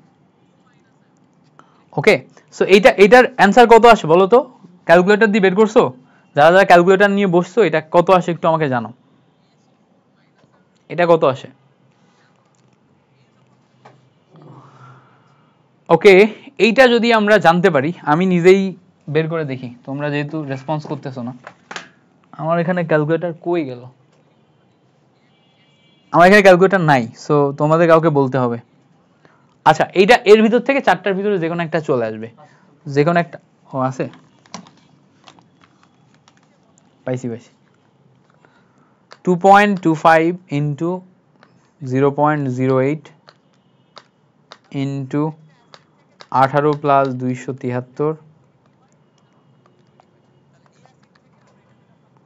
ডিভাইডেড বাই 0.8, 65.65 আসে হচ্ছে 65.475, মানে এইটা আমাদের কারেক্ট আনসার আসে, 65.475 আসে, মানে এ নাম্বারটা আমাদের কারেক্ট আনসার, অ্যাপ্রক্স কাছাকাছি ভ্যালু ওইটা, সো এটা আসবে আমাদের কারেক্ট আনসার। পরে বলছে দেখো এই ম্যাথটা খুব ইম্পর্টেন্ট, এটা খুব ইম্পর্টেন্ট, এটা ভালো করে দেখো, আমার সাথে সাথে বোঝার চেষ্টা করো। এটা কয়েকবার আসছে, রিসেন্ট টাইমেও আসছে, আমি আগের বোর্ডগুলো তুলছি বাট রিসেন্ট টাইমেও আসছে। বলছে দেখো 25 ডিগ্রি সেন্টিগ্রেড তাপমাত্রায় কোনো গ্যাসের ক্ষেত্রে চাপ 1 অ্যাটম হলে, চাপ যদি 1 অ্যাটম হয় তাহলে 1/v এর মান হয় হচ্ছে এত। বুঝতে পারছো? চাপ যখন 1 অ্যাটম তখন 1/v যেটা আছে 1/v এর মান হচ্ছে আমাদের এত আসে। এবার বলছে 1/v এর মান এত হলে তখন চাপের মান কত হবে? 1/v এর মান এত হলে চাপের মান কত হবে? সো ভালো করে বোঝার চেষ্টা করি। আমরা জানি যে PV ইজ ইকুয়ালস টু কি বলতো? K। PV is equals two K। তার মানে এখান থেকে আমরা P1V1 ইকুয়ালস টু P2V2 এটা বলতে পারি না? P1V1 equals to P2V2। আচ্ছা, এটা বলতে পারি। এইবার খেয়াল করো, ভালো করে বোঝার চেষ্টা করবা যে এখানে আমাদের 1/v এর মান এটা দেয়া আছে, 1/v এর মান এটা দেয়া আছে। সো আমরা যদি এখানে 1/v1 এর মান পাই 0.05, ঠিক আছে, তখন আমার P1 মানে কত? 1 অ্যাটম, 1 অ্যাটম। তো এখান থেকে তুমি যদি 1/v এর মান পাও হচ্ছে 0.05, তাহলে এখান থেকে তুমি v1 এর মান বের করতে পারবা। তো প্রথম ইকুয়েশন যখন তুমি করতেছো P1 এর মান তুমি 1 অ্যাটম বসালা, এবার তুমি যদি 1/v এর মান এত অ্যাটম পাও তাহলে v1 এর মান পাবা 1/0.05। আর গুণ করছি, জাস্ট এই জায়গাতে আর গুণ করছি, ইকুয়াল টু, দেখো আমাদের এখানে চাপ P2 এ বের করতে বলছে, তো P2 আমরা এখানে বের করব, V2 এর যে ভ্যালু সেইটা আমাদের এখানে বের করতে বলছে, মানে বসাইতে হবে। তো খেয়াল করো পরের ক্ষেত্রে 1/v2 যেটা আছে সেটার মান দেয়া আছে 0.042, তাহলে এখান থেকে V2 এর ভ্যালু পাওয়া যায় 1/0.042, এটা পাওয়া যায়। তাহলে এখানে তুমি বসাইতে পারো 1/0.042। এবার আর গুণ করো, আর গুণ করলে তুমি P2 এর ভ্যালু পেয়ে যাবা। P2 ইজ ইকুয়ালস টু পাবা, এটা এসে এই সাইডে উপরে গুণ হয়ে যায় 0.042 ডিভাইডেড বাই 0.05। ক্যালকুলেশন করো, 0.042 ডিভাইডেড বাই 0.05 ক্যালকুলেশন করলে এখান থেকে 0.84 আসে। এই যে 0.84 অ্যাটম, এটা দেখো অপশন ডি তে দেয়া আছে। এখানে প্যাচটা কি? প্যাচটা বুঝছো? প্যাচটা হচ্ছে আমাদের এই যে 1/v এর মান আকারে দেয়া আছে, 1/v এর মান আকারে দেয়া আছে, বাট আমাদের এখানে তো v1 এর মান আকারে বসাইতে হবে। সো v1 মানে 1/v এর জায়গায় 1/v1 যদি তুমি ধরো তাহলে এখান থেকে v1 এর মানে কনভার্ট করে নিয়ে তারপরে বসাবা। 1/v2 এর মান আকারে যদি ধরো, v2 এর মান আকারে কনভার্ট করে নিয়ে তারপরে বসাবা। সো তারপরে বসাইলে তুমি এখানে ক্লিয়ার হইতে পারবা। বুঝতে পারছো? A to Z ক্লিয়ার হইতে পারবা। That's it. এই হচ্ছে আমাদের কাহিনী, এই হচ্ছে আমাদের এখানকার বেসিক কাহিনী। সো এখান থেকে ক্লিয়ার করলে নিলে 0.084 যে অ্যাটম, এটা আসে আমাদের রেজাল্ট। আশা করি ক্লিয়ার হয়েছে। ওকে, পরে আসো। আর এখানে হেডলাইন কি দেয়? এখানে হেডলাইন তো ভুলভাল দেয়া। আমি স্লাইডটা আমিই বানাইছি, অন্য কিছু একটা হেডলাইন ছিল, এমসিকিউ এর জায়গায় এমসিকিউ না দিয়ে ওই যেই টেমপ্লেট স্লাইড ছিল সেটা হেডলাইন থেকে গেছে। ওকে, এটা হচ্ছে এমসিকিউ সলভ হবে, ওখানে হেডলাইন যাবে হচ্ছে এমসিকিউ সলভ। ওকে, তো এখন দেখো আমরা পরের অংশে যাই। এইটা খুব ইম্পর্টেন্ট একটা এমসিকিউ, এটা আরেকটা এমসিকিউ যেটা বারবার আসছে। এইটা কি হবে বলো? বলছে যে এ এবং বি গ্যাসের মোল সংখ্যা যথাক্রমে 10 এবং 30, মিশ্রণের মোট চাপ 12 অ্যাটম হলে এ গ্যাসের আংশিক চাপ কত হবে? এ গ্যাসের আংশিক চাপ চাইছে। তো আমরা এখানে খেয়াল করব, এ গ্যাসের আংশিক চাপ মানে পি অফ এ, এইটা ইকুয়ালস টু এ গ্যাসের মোল ভগ্নাংশ ইনটু মোট চাপ, এটা আসার কথা। তো খেয়াল করো, এখন যদি আমি বের করার চেষ্টা করি, মোট চাপ আমার 12 অ্যাটম দেয়া আছে, এ গ্যাসের আংশিক চাপ মানে হচ্ছে নিচে যাবে এর মোট মোল, নিচে যাবে মোট মোল, মোট মোল মানে কত? 30 প্লাস 10, এটা হচ্ছে আমাদের মোট মোল। সো নিচে যাবে মোট মোল, উপরে যাবে তার নিজের মোল, উপরে তার নিজের মোল মানে কি? এ এর মোল, এ এর মোল কত দেয়া আছে? 10। সো উপরে তার নিজের মোল দিলাম। তো ক্যালকুলেশন যদি করো, খেয়াল করো, উপরে 40, উপরে 10, নিচে 40, সাইডে 12, এটা আসে। কাটাকাটি করলে এই শূন্যর সাথে এই শূন্য কাটে, 4 এর সাথে 12 কাটলে 3 এ 4 12, ক্যালকুলেশন করলে এখান থেকে আমরা 3 অ্যাটম পাই। এই যে 3 অ্যাটম পাচ্ছি, এই 3 অ্যাটম হচ্ছে আমাদের এ গ্যাসের তোমার আংশিক চাপ। আবার বলি, যখন আমার এরকম এ গ্যাসের আংশিক চাপ চাইবে তখন আমি কিভাবে বের করব? এ গ্যাসের আংশিক চাপ মানে হচ্ছে এ এর মোল ভগ্নাংশ ইনটু মোট চাপ। মোট চাপ 12, মোল ভগ্নাংশ নিলে উপরে তার নিজের মোল, নিচে যাবে মোট মোল।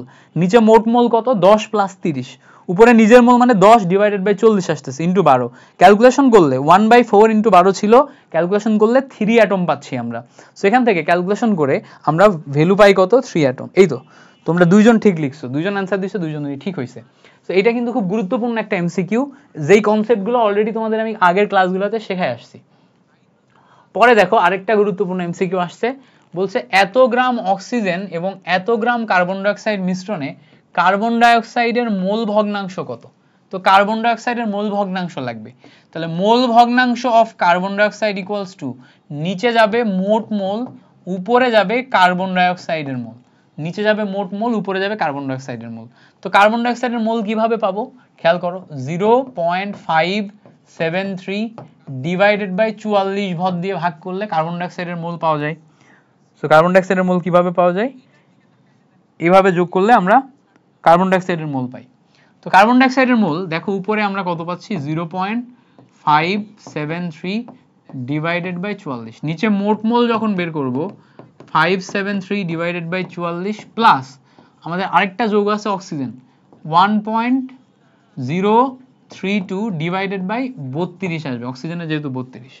এইটা ক্যালকুলেশন করলে ওভারঅল তুমি এখান থেকে মোল ভগ্নাংশ পেয়ে যাবা। তুমি চাইলে আলাদা আলাদাও বের করতে পারো, বের করে বসাইতে পারো, আমি একবারে বসালাম বোঝার সুবিধার্থে। ঠিক আছে, এখান থেকে তোমার মোল ভগ্নাংশ চলে আসবে। আশা করি ব্যাপারটা ক্লিয়ার হয়েছে। ওকে, পরে আসো, পরের এমসিকিউ দেখি। পরে এমসিকিউ বলছে, এটা খুবই গুরুত্বপূর্ণ, এটা খুবই গুরুত্বপূর্ণ, এটা খুব ট্রিকি একটা এমসিকিউ, ইঞ্জিনিয়ারিং এ চলে আসবে। হ্যাঁ, বলছে সমভরের মিথেন এবং হাইড্রোজেনকে শূন্য পাত্রে 25 ডিগ্রি সেন্টিগ্রেড রাখা হলো। তো সমভরের মানে কি?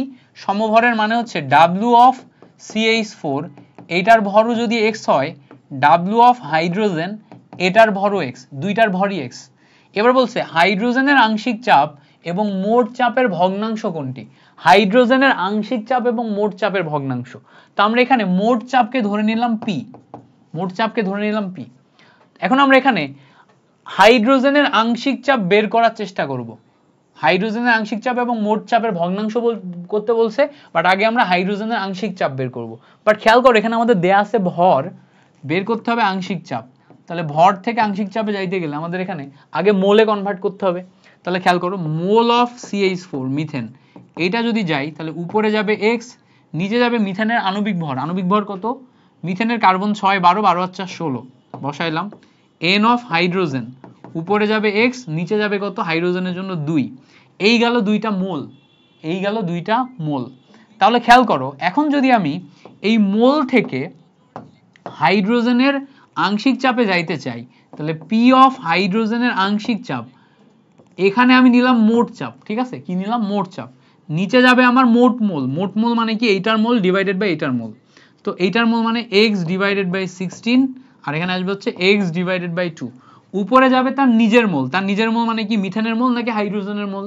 তার নিজের মোল মানে হাইড্রোজেনের জন্য হাইড্রোজেনের মোল, তাহলে সেটা কত? x divided by 2। ক্যালকুলেশন করলে উপরে দেখো x ডিভাইডেড বাই 2 আসে, এই অংশটাকে ক্যালকুলেশন করো 16, তাহলে 16 নিয়ে ক্যালকুলেশন করলে x প্লাস এই জায়গায় দেখো 8, 4 দুগুণা 8 হয়, 8 হয় মানে 16কে 2 দিয়ে ভাগ করলে 8 হয়, এখানে আসে হচ্ছে আমাদের 8x। কত আসে? 8x। সো ক্যালকুলেশন করলে উপরে দেখো আমাদের 9x ডিভাইডেড বাই 16 আসে, এখানে আসে হচ্ছে p। ক্যালকুলেশন করো, ক্যালকুলেশন করলে x divided by 2, 16 divided by 9x, x আর x কেটে যায়, এটার সাথে এটা কাটাকাটি করলে 8 হয়ে যায়। এখান থেকে ডেফিনেটলি কাটাকাটি করলে 8/9p আসে, 8/9p। এই যে 8/9p এটা আসলে কি হইলো বলতো? হাইড্রোজেনের আংশিক চাপ হইলো।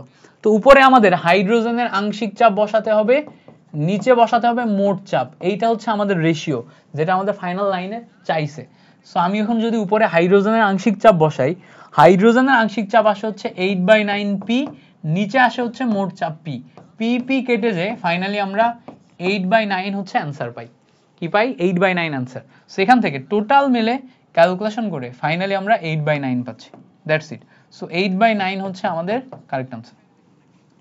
ক্লিয়ার হয়েছে? এইটা খুবই গুরুত্বপূর্ণ একটা এমসিকিউ, কনসেপচুয়াল, পুরাটা ভালো ক্যালকুলেশন করতে হয়। সো তোমাকে ভালো মতো এটা জানতে হবে, উইদাউট নোয়িং এই টাইপের basic and each and everything তুমি কিন্তু পারবা না। সো এটা আমাদের ভালো মতোই জানতে হবে, এই অংশটা আমাদের কি ভালো মতোই শিখতে হবে, জানতে হবে। ওকে, ক্লিয়ার হয়েছে?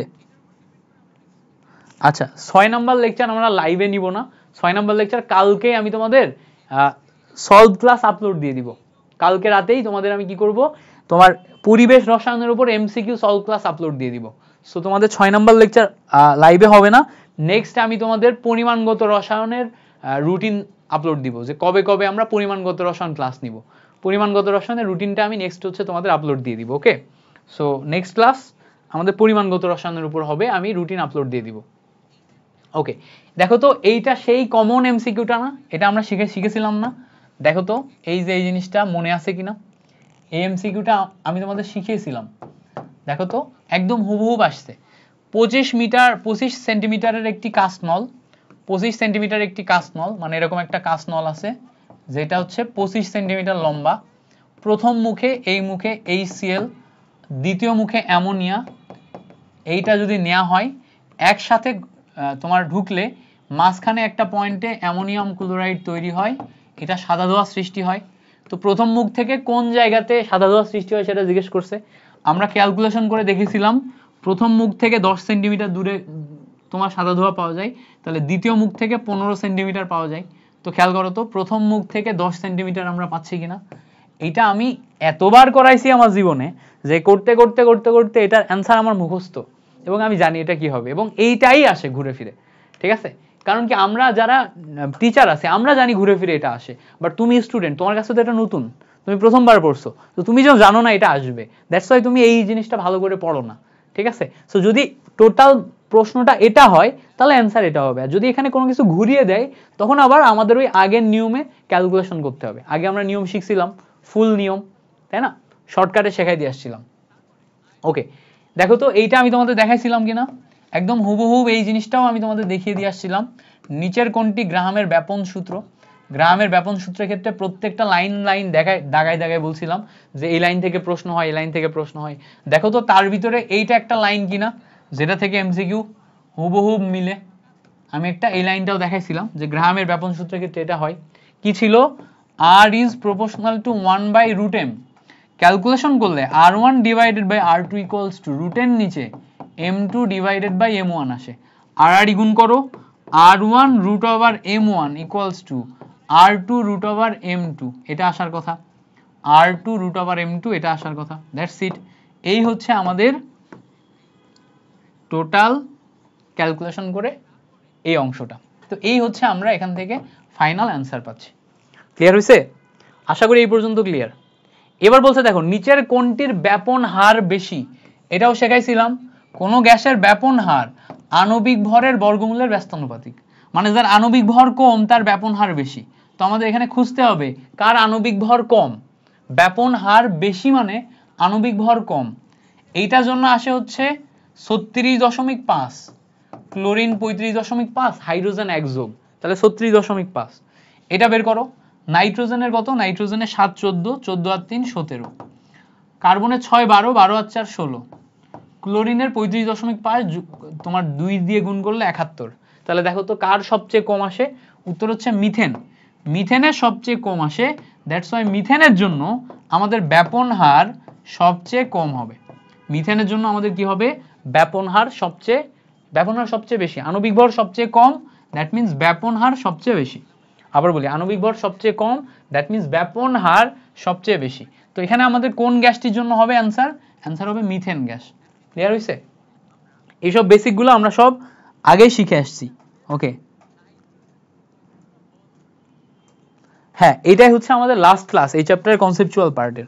সো এই চ্যাপ্টারে তো আমরা সব কভার করে ফেলছি, মানে এই চ্যাপ্টারে যা যা ছিল ইচ অ্যান্ড এভরিথিং আমরা মাত্র হচ্ছে 4-5টা ক্লাসে কভার করে ফেলছি। আজকের ক্লাসে তো আমাদের জাস্ট 2টা কনসেপ্ট ছিল। এখন বলবা ভাইয়া এছাড়াও বাইরে ছোটখাটো কি আর 2-একটা কনসেপ্ট আছে? উত্তর হচ্ছে আছে, যেগুলো আমাদের আপাতত লাগবে না। যেমন হচ্ছে গ্রিন হাউস ইফেক্ট আমাদের আপাতত লাগবে না, সিএফসি আপাতত লাগবে না, বুঝতে পারছো? এইগুলা তোমরা কি করবা, তুমি যখন এই টোটাল আমার এই ক্লাসগুলা করে করে এই টোটাল চ্যাপ্টারের ইচ অ্যান্ড এভরিথিং কভার করে ফেলছো, সব কভার হয়ে গেছে, দেন তুমি যখন একা একা মেইন বই রিডিং পড়তে যাবা, তুমি কখনো না কখনো তোমার একা একা মেইন বই রিডিং পড়াই লাগবে, নাহলে তুমি কখনোই কেমিস্ট্রিতে ভালো হইতে পারবা না। তো যখন তুমি নিজে নিজে একা একা মেইন বই রিডিং পড়বা, তখন তুমি গ্রিন হাউস ইফেক্ট পড়বা, তখন তুমি সিএফসি পড়বা, একা একা রিডিং পড়লেই হবে, ঠিক আছে? ওইগুলা তখন লাগবে। এখন আপাতত আর যা যা দরকার সব শেখাই ফেলছি, এর বাইরে কিছু লাগবে না। ওকে ওকে, বলছে এসটিপিতে অক্সিজেন গ্যাসের আরএমএস কত? এটা কত আসবে বলো? দেখাইছি না একটু আগে বের করা। এসটিপিতে মানে হচ্ছে তোমার 0 ডিগ্রি সেন্টিগ্রেড টেম্পারেচার, মানে কত? 273 কেলভিন তাপমাত্রায় আরএমএস কত আসবে? এটা আসবে হচ্ছে 461 আসবে। আমি তারপরে বের করে দেখাই। CRMS equals to root over 3RT। RT মানে 8.314, যেহেতু এসআই ইউনিটে টেম্পারেচার কত আসবে? 273। নিচে অক্সিজেনের জন্য আমাদের 32 গ্রাম আসে, বাট আমরা তো 32 গ্রাম নিব না, আমরা নিব কেজি, সো 10⁻³ নিব। এইটা ক্যালকুলেশন করলে দেখবা 461 আসে, 461.34 মিটার পার সেকেন্ড। বুঝতে পারছো? এইটা হচ্ছে আমাদের বাকি আরএমএস ভেলোসিটির ভ্যালু। এইটা খুবই ইম্পর্টেন্ট, এটা অ্যাডমিশনে এত পরিমাণ আসে, এর কোনো আয়ত্তা নাই। এইচএসসিতেও আসে, এইচএসসিতে করার জন্য তো ক্যালকুলেশন পাবা, বাট অ্যাডমিশনে তো ক্যালকুলেটর পাবা না ভার্সিটি ক ইউনিটে। দ্যাটস ওয়াই এই যে ভ্যালুটা, এই ভ্যালুটা মুখস্থ রাখতে হয় যে আচ্ছা যদি এইটা আসে তাহলে এইটা হবে অ্যান্সার। আমার ক্যালকুলেশন করতে করতে মুখস্থ হয়ে গেছে, এখন এমনিই পারি। দেখো এটা বলছে কোন গ্যাস দ্বয়ের ব্যাপন হার সমান? ব্যাপন হার সমান হয় কখন? যখন আণবিক ভর সমান হয়। তো আমরা একটু মিলাবো আণবিক ভর কার সমান। এখানে দেখো নাইট্রোজেনের জন্য 28 গ্রাম, কার্বন মনোঅক্সাইড অক্সিজেনের 8 16 আর কার্বনের 6 12, টোটাল মিলে যোগ করলে 28। তাহলে দেখো এইটারই আমার আণবিক ভর সমান, দ্যাট মিনস এখানে আমাদের ব্যাপন হার সমান। এইটারই আমাদের কি আণবিক ভর সমান, দ্যাট মিনস এখানে আমাদের কি ব্যাপন হার সমান। সো আশা করি এবার এটা থেকে ক্লিয়ার হয়ে গেছে যে ব্যাপন হার সমান বলতে কি বোঝাচ্ছে। ক্লিয়ার হয়েছে না? ক্লিয়ার হয়ে যাওয়ার কথা। ওকে, এরপর আসে হচ্ছে আমাদের সিকিউ। সিকিউ আমার আজকে এনার্জি নেই, সিকিউ সলভ করাবো কিনা বুঝতেছি না। তোমরা বলো সলভ কি করাই দিব? 3 সেট সিকিউ আছে আমার হাতে, 3 সেট সিকিউ তোমাদেরকে সলভ করাই দিব, নাকি এইটার জন্য আলাদা একটা শর্ট ভিডিও দিয়ে দিব পরে? কি করব বলো? একটা সিকিউ সলভের আলাদা শর্ট ভিডিও দিয়ে দিবানি? আজকে আমার এনার্জি না, ইচ্ছা করতেছে না। আজকের ক্লাসে সিকিউ সলভ করাই দেওয়ার জন্য প্ল্যান ছিল, তো